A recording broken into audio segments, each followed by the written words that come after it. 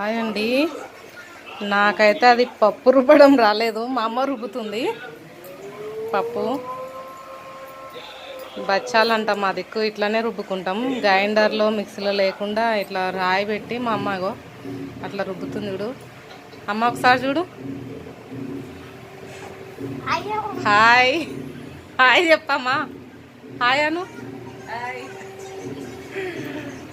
అగో మా అల్లుడు, అది నా కోడలు ఉరుకుతుంది అక్కడ, సిగ్గు ఎక్కువ అనమాట. హాయ్ చెప్పు దీపు.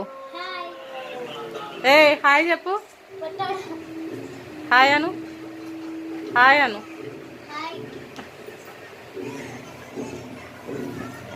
రుబ్బడం అయితే అవుతుంది, ఇలా మెత్తగా మెదుగుతుంది రాయితో రుబ్బితే.